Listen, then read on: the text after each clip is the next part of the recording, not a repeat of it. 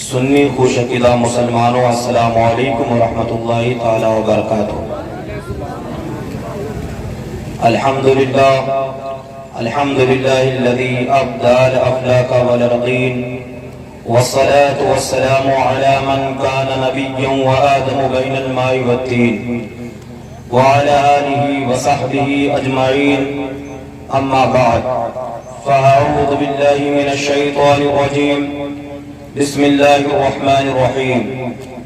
قد نرى تقلب وجهك في السماء فلنولينك قبلة ترضاها فولي وجهك شطر المسجد الحرام۔ صدق اللہ مولانا العظیم، وصدق رسولہ النبی الامین المعین المبین الکریم، ونحن لمن الذاکرین والشاکرین، والحمدللہ رب العالمین۔ آئیے نہایت ہی ادب و احترام کے ساتھ اپنی اور ساری کائنات کے آقا جناب احمد مجتبی حضور محمد مصطفیٰ صلی اللہ تعالیٰ علیہ وسلم کے بارگاہ قرآنوار میں جھوم جھوم کا درود پاک پڑھتے ہیں۔ پڑھیے بابا سے بلند، اللہم صلی علی سیدنا شفیعنا حبیبنا مولانا محمد بارک وسلم، صلاۃ و سلاما دائما علیکہ سیدی یا رسول اللہ صلی اللہ تعالی علیہ وسلم۔ جب سے اس بزم کی ابتدا ہوئی ہے، آپ حضرات نے ایک سے ایک آواز کے مالکان کو سماعت کیا ہے، راد و تحسین سے نوازا ہے۔ یاد رکھیے، مصطفیٰ کی تعریف سننا اور سن کر کے خوش ہونا اور خوش ہو کر کے انعام دینا، یہ خود میرے آقا کی سنت ہے۔ آپ نے جو دیا ہے یہ حضور کی سنت کو زندہ کیا ہے۔ میں بھی کلام اعلیٰ حضرت کے 2-3 شعر پیش کر دیتا ہوں اور حضرات سماعت فرما لیجئے، اس کے بعد تقریر آگے بڑھائی جائے گی۔ ذرا مچل کے بولے اور بلند آواز سے بول جائیں حضرات۔ اعلیٰ حضرت لکھتے ہیں، محمد مظہر کامل ہے حق کی شان عزت کا، محمد مظہر کامل ہے حق کی شان عزت کا، نظر آتا ہے اس کثرت میں کچھ انداز وحدت کا، نظر آتا ہے اس کثرت میں کچھ انداز وحدت کا، گدا بھی منتظر ہے خلد میں نیکوں کی دعوت کا، گدا بھی منتظر ہے خلد میں نیکوں کی دعوت کا، خدا دن خیر سے لائے سخی کے گھر ضیافت کا، خدا دن خیر سے لائے سخی کے گھر ضیافت کا۔ ذرا بلند آواز سے بولے سبحان اللہ، سب مل کر بولے۔ ایک شعر اور سماعت فرما لیجیے۔ اعلیٰ حضرت فرماتے ہیں، نہ رکھی گل کے جوش حسن نے گلشن میں جا باقی، نہ رکھی گل کے جوش حسن نے گلشن میں جا باقی، چٹکتا پھر کہاں بچا کوئی باغ رسالت کا، چٹکتا پھر کہاں بچا کوئی باغ رسالت کا۔ ایک شعر اس پر یہ چاہتا ہوں کہ سب آمین بولے، بولیں گے آپ حضرات آمین؟ ممبر والے بھی بولے، محفل والے بھی بولے۔ اعلیٰ حضرت لکھتے ہیں سبحان اللہ، جنہیں پر قدم تا حشر امتی کہے کر پکارو گے، جنہیں مر قدم تا حشر امتی کہے کر پکارو گے، ہمیں بھی یاد کر لو ان میں صدقہ اپنی رحمت کا، ہمیں بھی یاد کر لو ان صدقہ اپنی رحمت کا رضائے خست جوش بحر سیاہ سے نہ گھبرانا رضائے خست جوش بحر سیاہ سے نہ گھبرانا کبھی تو ہاتھ آ جائے گا دامن کی رحمت کا کبھی تو ہاتھ آ جائے گا دامن کی رحمت کا درود شریف پڑھیں اللہم صلی علی سیدنا شفیعنا حبیبنا مولانا محمد بارک وسلم صلاۃ و سلام دائما علیک سیدی یا رسول اللہ صلی اللہ تعالی علیہ وسلم۔ حضرات محترم، ابھی جس آیت کریمہ کی میں نے تلاوت کی ہے، اللہ کریم اپنے مطہر کلام مجید میں ارشاد فرماتا ہے قَدْ نَرَى تَقَلُّبَ وَجْهِكَ فِي السَّمَاءِ فَلَنُوَلِّيَنَّكَ قِبْلَةً تَرْضَاهَا فَوَلِّ وَجْهَكَ شَطْرَ الْمَسْجِدِ الْحَرَامِ۔ اے پیارے، ہم دیکھ رہے ہیں آپ کے چہرے کو بار بار آسمان کی طرف اٹھانا، تو ضرور ہم پھیر دیں گے اس کی طرف جس میں آپ کی مرضی ہے، تو آپ پھیر لیجئے اپنے رخ انور کو، کیا نام ہے، مسجد حرام کی طرف۔ اس کا یہ مفہومی ترجمہ ہے۔ کسی کہنے والے نے کیا خوب کہا تھا، سنیم من نعرے اللہ اکبر میزنم دمز ابو بکر و عمر عثمان و حیدر میزنم قادریم نعرے یا غوث اعظم میزنم دمز شیخ احمد رضا خان قطب عالم میزنم۔ سرکار کا نام شیر بے شیر سنت فرماتے ہیں، اے مسلمانوں کو چوٹی کی حفاظت کے لیے کوشش دل سے کرو مذہب و ملت کے لیے، کوشش کفار ہے دین کی احانت کے لیے، غوث اعظم کو پکارو تم اعانت کے لیے۔ سنیم من نعرے اللہ اکبر میزنم دمز ابو بکر و عمر عثمان و حیدر میزنم قادریم نعرے یا غوث اعظم میزنم دمز شیخ احمد رضا کا قطب عالم میزنم۔ آگے فرماتے ہیں، فرض ہے پہلے عقائد کی درستی مومنو، پھر کرو کوشش نمازوں کے لیے تم مومنو۔ فرض ہے پہلے عقائد کی درستی مومنو، پھر کرو کوشش نمازوں کے لیے تم مومنو۔ مصطفیٰ کے دین پر ثابت قدم کر تم رہو، انتم الاعلان قول حق غالب تم رہو، انتم الاعلان قول حق غالب تم رہو۔ پیارے مسلمان بھائیوں، میں آپ کو بتاؤں، آج اس ولی کی بارگاہ میں آپ حاضریاں دینے کے لیے آئے ہیں، ان کے نام پہ چراغاں کر رہے ہیں، ان کے نام کی محفلیں منا رہے ہیں، ان کے نام پر لنگر کھلا رہے ہیں، ان کے نام پر محفلوں کو سجا رہے ہیں۔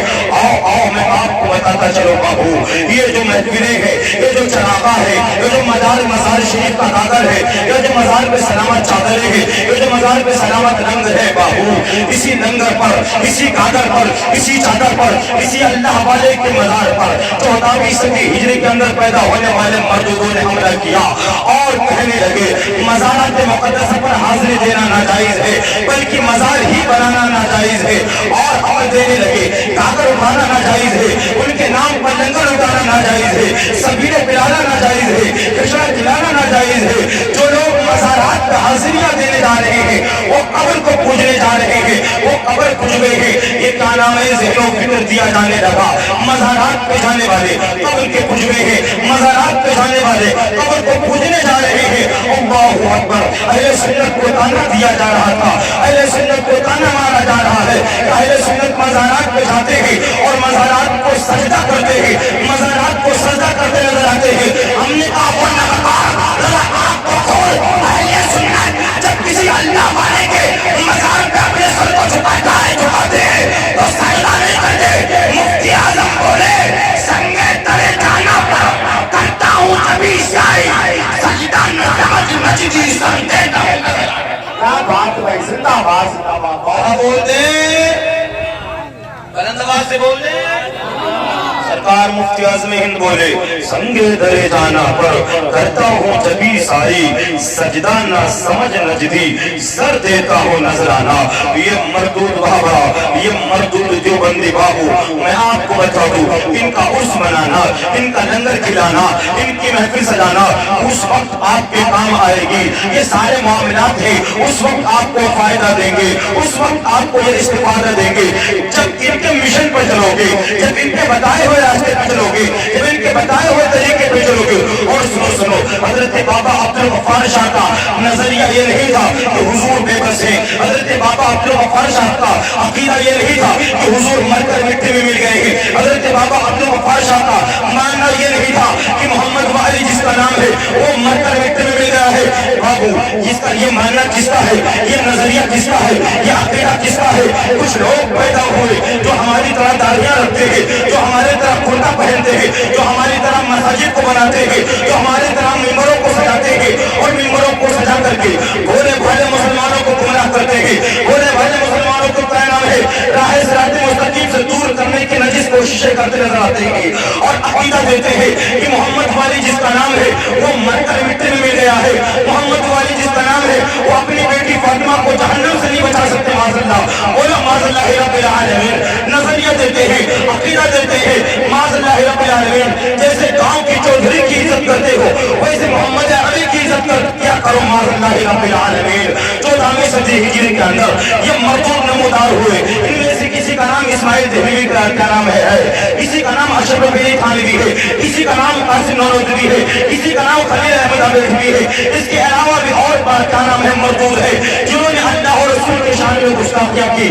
یہاں تک یہ کہہ دیا گیا کہ محمد والی جس کا نام ہے وہ کسی چیز کے مالک و مختار نہیں، معاذ اللہ رب العالمین، کہتے ہیں کسی چیز کا مالک و مختار نہیں ہے وہ، معاذ اللہ رب العالمین۔ آؤ ہم ثابت کرتے ہیں ہمارے نبی کتنے اختیار والے ہیں، آؤ ہم ثابت کرتے ہیں ہمارے نبی کتنے پاور والے ہیں، آؤ ہم ثابت کرتے ہیں مصطفیٰ کا اختیار کیا ہے۔ اللہ کے رسول تشریف فرما ہے، صحابہ کرام مثل ستارہ حضور پاک کی بارگاہ میں حاضر ہے، زانو قدم مستقبل کیے وہ بیٹھے ہیں، اتنے میں اللہ کے رسول صلی اللہ علیہ وسلم فرمانے لگے، یا ایھا الناس قد فرض علیکم الحج فحجوا، اے لوگوں سنو، تم پر حج فرض کر دیے گئے ہیں، لہذا تم حج کیا کرو۔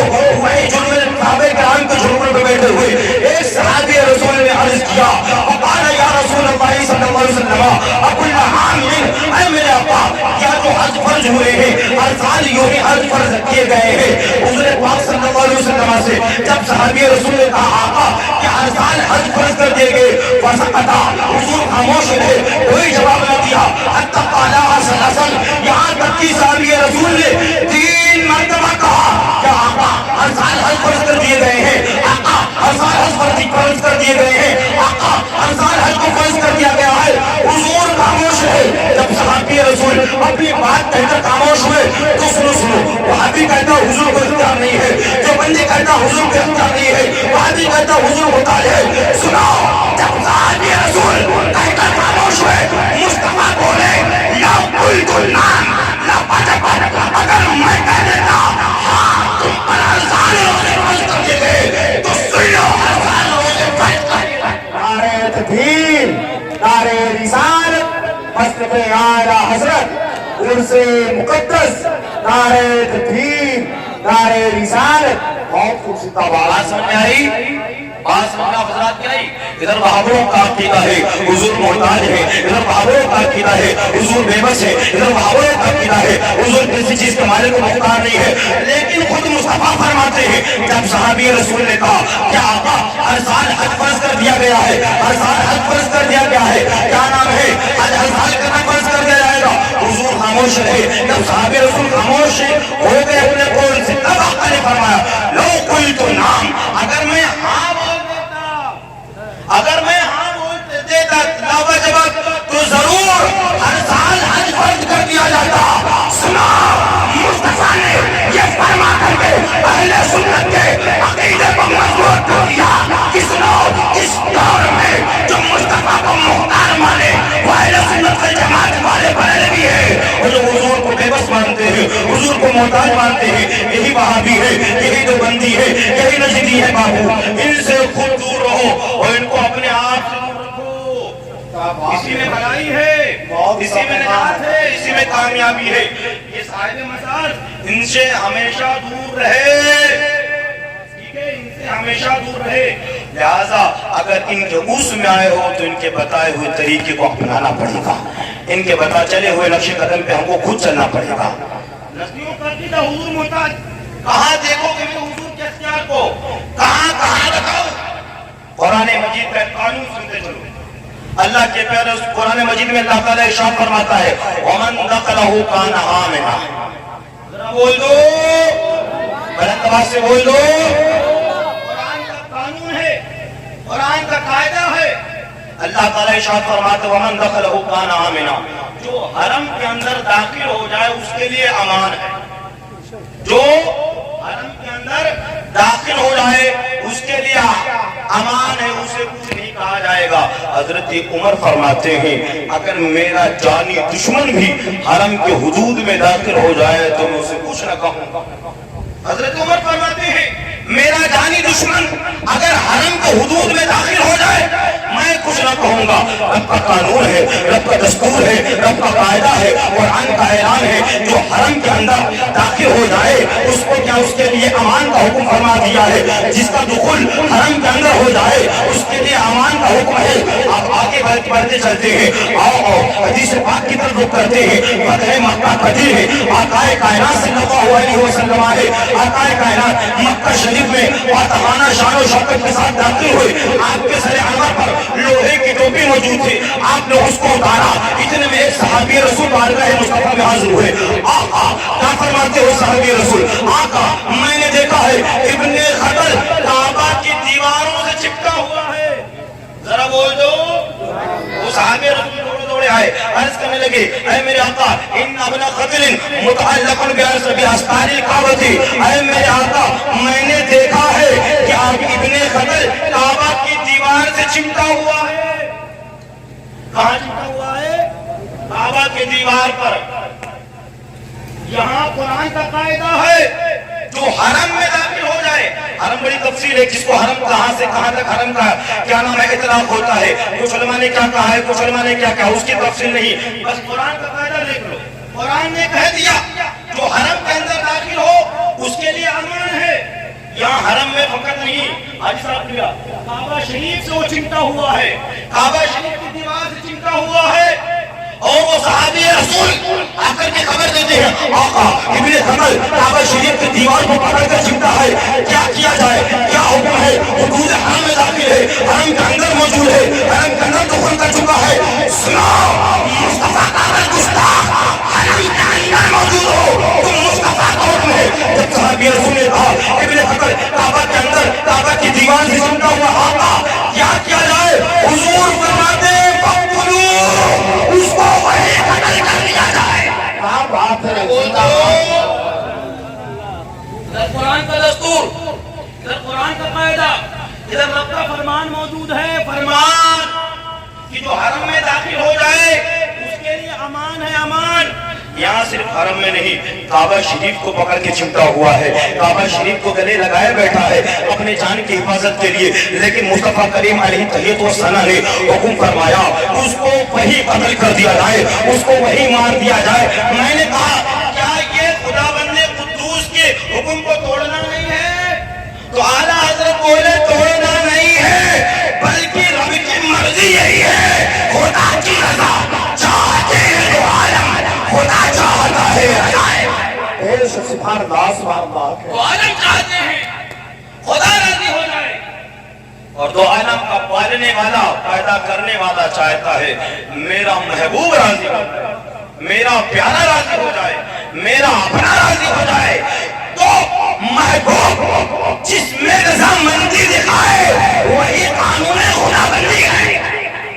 کیونکہ وہ محبوب پیارا اپنے آپ سے کچھ نہیں کہتا. وما ينطق عن الهوى ان هو الا وحی یوحی.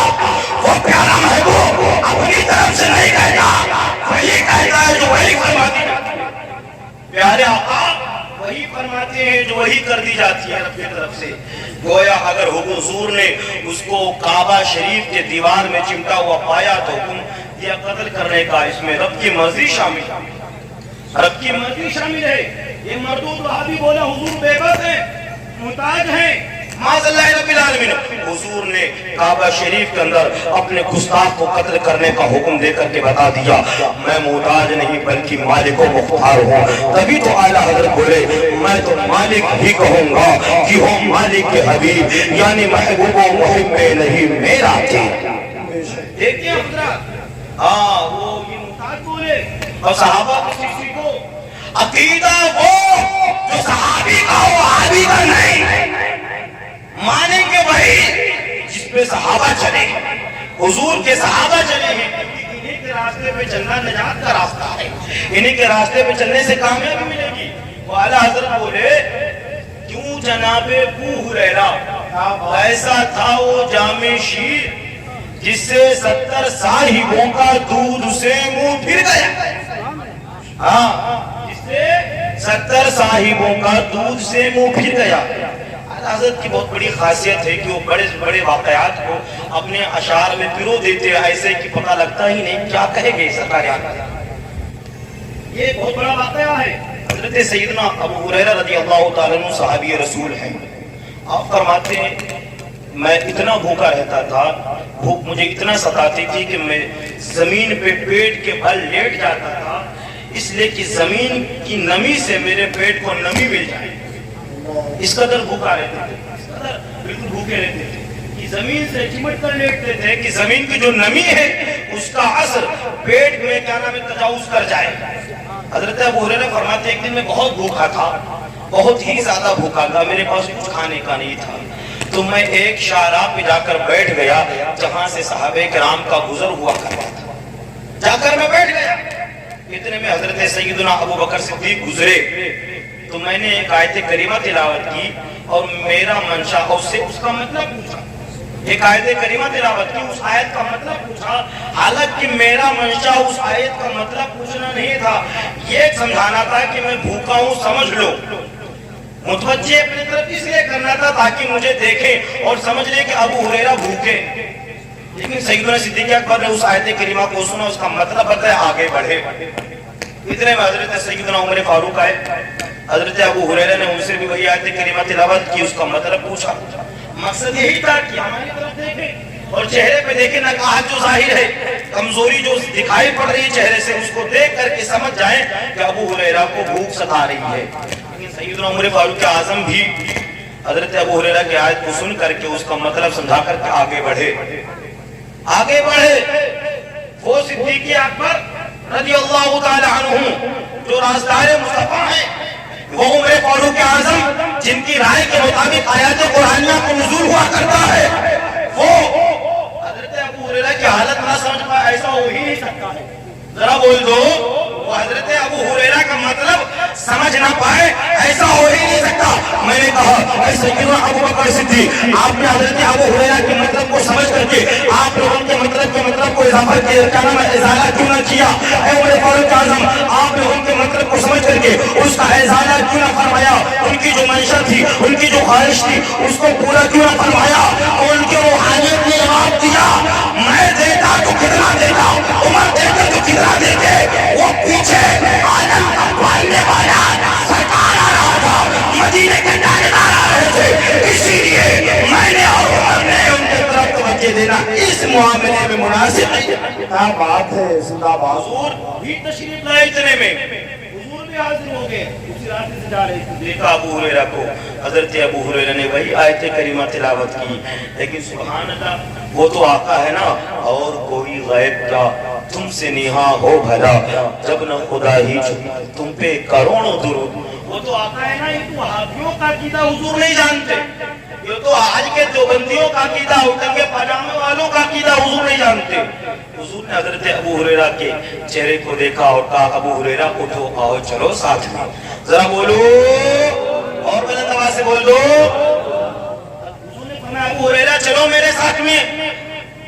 حضور پاک صلی اللہ علیہ وسلم کے پیچھے پیچھے حضرت ابو ہریرہ حضور کے مکان مبارکہ پہ تشریف لے کر گئے۔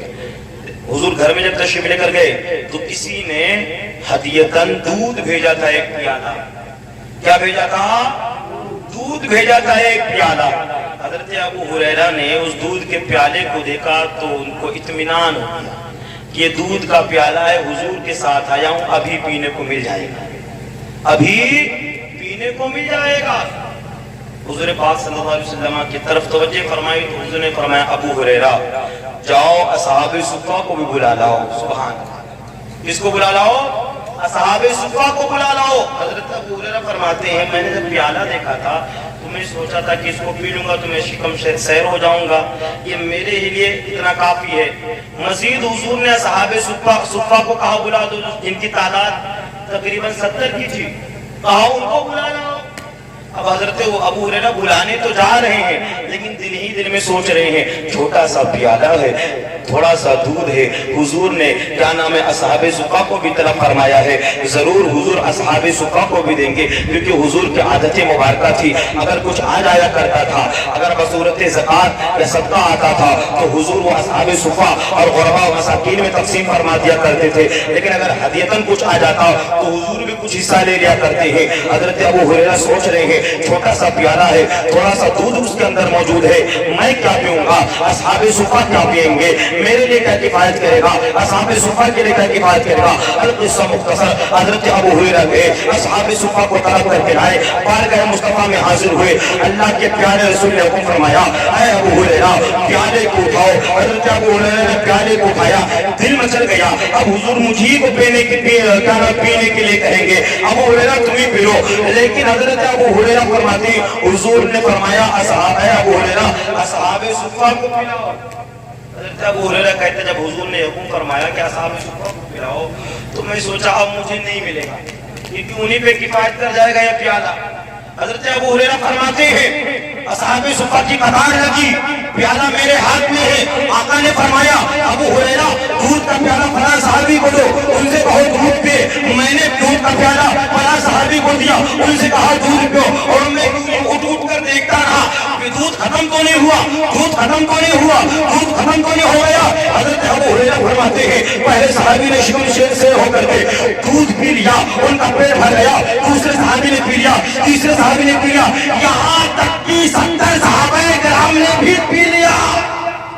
حضور نے مسکرا کر کے دیکھا ابو ہریرہ کیا بات ہے، کہا حضور کچھ نہیں، آقا نے فرمایا اے ابو ہریرہ اب تم بھی پی لو۔ حضرت ابو ہریرہ فرماتے ہیں بہت زیادہ بھوک لگی ہوئی تھی، بھوک نے بالکل انحال کر دیا تھا، میں نے دودھ کا پیالہ لگایا، منہ کو لگا لیا اور پینا شروع کیا، جب پیٹ بھر گیا ہٹا لیا، حضور نے فرمایا ابو ہریرہ اور پیو، میں نے اور پیا، پیالہ ہٹا لیا، حضور نے فرمایا اور پیو، میں نے اور پیا، پیالہ ہٹا لیا، آقا نے فرمایا اور پیو ابو ہریرہ، میں نے کہا آقا بس، اللہ کی عزت کی قسم اس سے زیادہ میرے شکم میں جگہ نہیں موجود ہے، اس سے زیادہ میرے شکم میں جگہ نہیں موجود ہے۔ وہ وہاں بھی کہاں مر گیا، وہ جمعی دیوبندی کہاں مر گیا، وہ نجدی کہاں جانے میں گیا، ارے بابلو یہ اختیار مصطفیٰ نہیں تو اور کیا ہے، یہی تو اعلیٰ حضرت بولے، امام اہل سنت بولے، میں تو مالک کہوں گا کہ وہ مالک کا تقریب یعنی محبوب ہو، میں نہیں میرا۔